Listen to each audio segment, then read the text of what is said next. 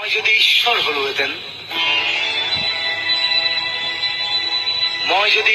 হলোহেঁতেন, আজিৰ মানুহ সৃষ্টি কৰা বন্ধ কৰি দিলোহেঁতেন, নতুনকৈ সৃষ্টি কৰিলোহেঁতেন আৰু এবিধ মানুহৰ দৰে জন্তু, যি মাৰি কাটি খাই বৈ শুই জীয়াই নাথাকি আৰু বহুত কিবা কিবি কৰিলেহেঁতেন।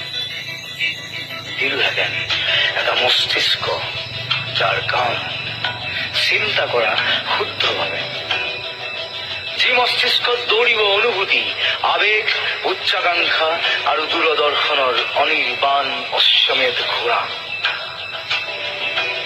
যি মস্তিষ্কত আস্ফালিত হব পৰিৱৰ্তন, আৱৰ্তন আৰু নিয়ন্ত্ৰণৰ ন ন সূত্ৰ। দিলোহেঁতেন আৰু এজুৰি হাই পাৱাৰ চকু, যাৰ মাজেদি সকলো সঁচা বস্তু দৃশ্যমান।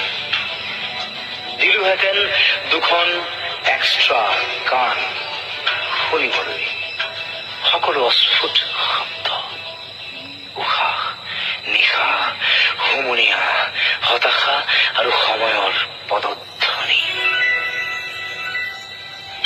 দিলোহেঁতেন এটা সুন্দৰ নিপুটল নাক, যাৰ কাম কেৱল উশাহ লোৱাই নহয়, যি শুনিব পাৰে সকলো দুৰ্গন্ধ মানুহৰ গাৰ, মনৰ, দেশৰ, পৰিৱেশৰ।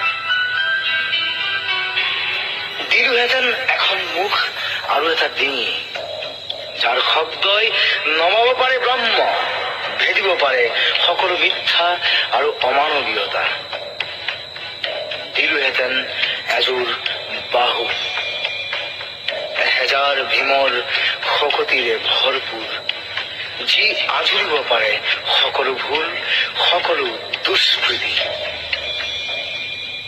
দিলোহেঁতেন এখনি বুকু, আকাশৰ দৰে উদাৰ, সাগৰৰ দৰে বিশাল, য'ত নাথাকে কপটতা, যিখন বুকুত আশ্ৰয় পাব হেজাৰ মানুহৰ দুখ, সুখ আৰু সপোন।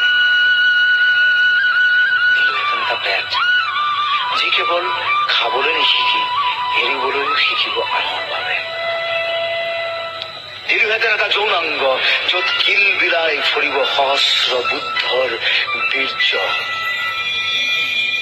দিলোহেঁতেন দুখন ভৰি, দৌৰিবলৈ ভৱিষ্যতৰ বাবে সুন্দৰ বসন্তলৈ, যাৰ সতে ধাৱমান হব অলেখ অযুত সপোন, উদিত সূৰ্যৰ ৰঙীন আভাৰ সতে বিলীন হবলৈ।